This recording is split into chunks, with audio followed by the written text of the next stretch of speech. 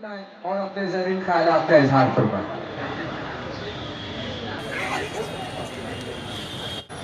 अस्सलामु अलैकुम रहमतुल्लाह।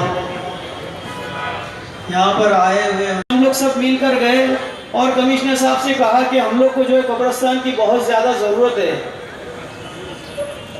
उसके बाद कमिश्नर साहब ने हमें उसमें एक डेडलाइन दी थी कि आप 10 फरवरी तक कब्रिस्तान को जो है शुरू कर दो। तो कब्रिस्तान को 10 तारीख को ही शुरू कर दिया गया। जो बोला वो काम करके दिखाया। और उसमें मैं कौसा गावले का एक और योगदान देता हूँ, बोलता हूँ कि उसमें भी कब्रिस्तान कमेटी और कौसा जामा मस्जिद ट्रस्ट की तरफ से हार्दिक हार्दिक बधाई।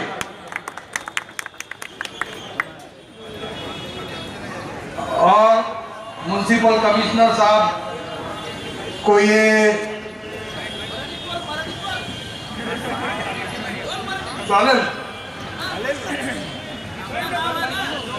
हेलो, मैं ये कहना चाहूँगा क्योंकि शमीम खान, शानू पठान और सारे नगर सेवकों ने मिलके ये हमको कब्रिस्तान दिया है। इसी तरह अगर हो सके तो हम लोग का कब्रिस्तान की दीवार है वो अगर तोड़ के चौड़ी होती है तो हम लोग और एक मर्तबा सत्कार रखेंगे इंशाअल्लाह। और कौसा गांव के पुराने लोगों ने जिनके गांव बसाने से पहले हमको जो कब्रिस्तान दिया था, आज हमको उनका भी शुक्रिया अदा करने मांगता है क्योंकि उन्होंने हम लोग को ये सोच के कब्रिस्तान दिया था कि अल्लाह इनको मगफिरत अता फरमाए। आमीन, शुक्रिया, जज़ाकल्लाह, जज़ाए खैर। और यानी पहले मैं भाषण शुरू करने के पहले एक शेर पढ़ के दिखाता हूँ, मुझे अभी किसी ने भेजा, यहीं से आया है। मेरा यही अंदाज ज़माने को खलता है, मेरा यही अंदाज ज़माने को खलता है कि मेरा चिराग हवा के खिलाफ क्यों जलता है। क्या बात है, वाह।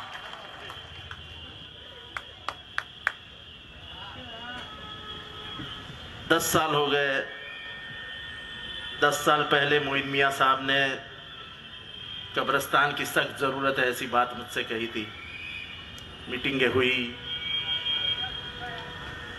कई जगह पे धक्के खाने पड़े, फिर जाके मित्तल में रिजर्वेशन मिला। वो रिजर्वेशन में कुछ गलतियां थी,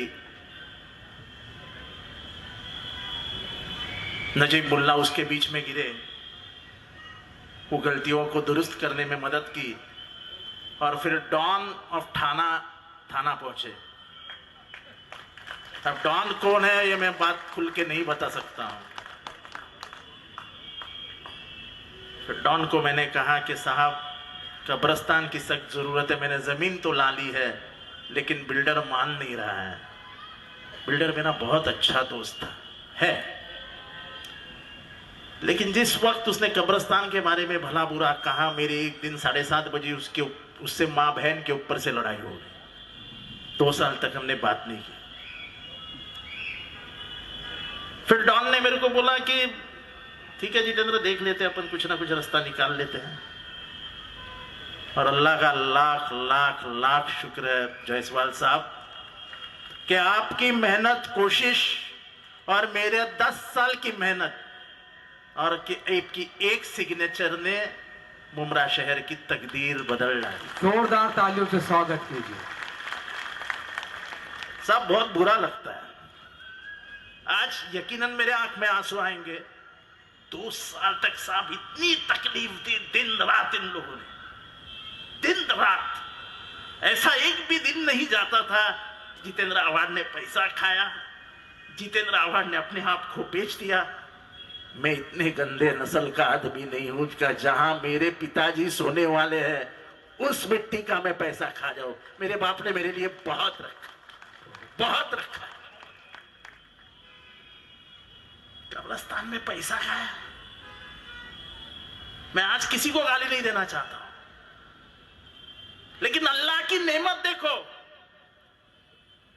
जिस दिन कौसा कब्रिस्तान बंद हुआ उसी दिन अल्लाह की नेमत से अल्लाह ने दूसरा कब्रिस्तान का दरवाजा खोल दिया। इस कब्रिस्तान की एक सच्चाई और इसकी इतिहास सबको पता होना ज़रूरी है, खास करके जितने भी यहाँ पे मौलवी और मस्जिद के जितने भी ट्रस्टीज और उनके मान्यवर आए हुए हैं। मैं इतना ही कहना चाहूँगा कि कब्रिस्तान की जो यहाँ पे एक मांगनी थी, डिमांड थी, वो सालों से था।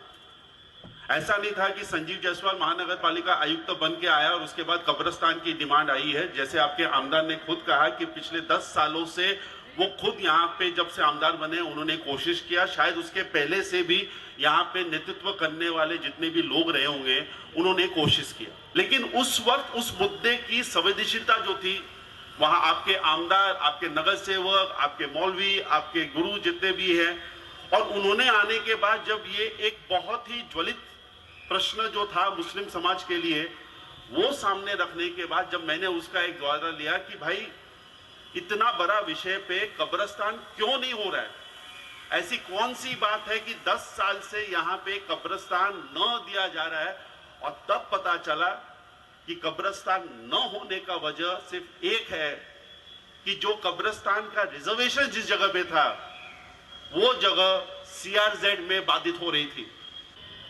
एक प्राइवेट बिल्डर की जो 2 रिजर्वेशन थी, स्लॉटर हाउस का रिजर्वेशन जो नॉन CRZ एरिया में था और कब्रिस्तान का रिजर्वेशन जो CRZ एरिया में था, उसको हमने एक दूसरे के साथ इंटरचेंज किया, और इंटरचेंज करने के वजह से जो कि आयुक्त का पावर है वो मेरे अधिकार में आता है, और मेरे को अपने अधिकार में अगर कोई पावर यूज करना है तो मुझे नहीं लगता है कि शहर में कोई भी शख्स ऐसा जन्म लिया है जो मुझे अपने पावर को इस्तेमाल करने के लिए रोक सकता है।